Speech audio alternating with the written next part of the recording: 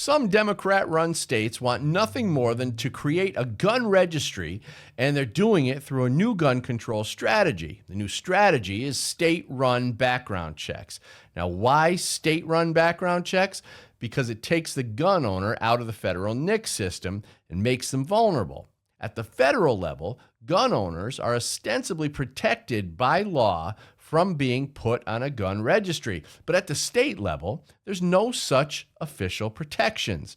Governors and state police departments can do whatever they want. So what do? They take control of that process at the state level, which gives them all the tools they need to create a list of gun owners, make and model of the guns they own, and the addresses where they can be found. Now, recently, California and New York went a step further and decided that background checks on firearms alone were not enough. They're also doing background checks on ammunition.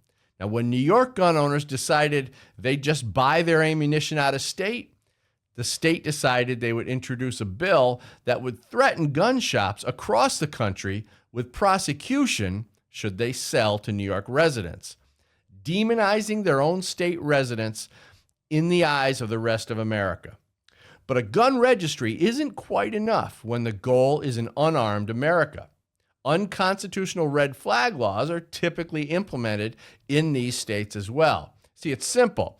Before you can confiscate guns without due process by using red flag laws, you first need to know where they're located. That's where these new state-run background check or registry systems come in. But there is some good news. The California legislature just got the good old-fashioned spanking it deserved.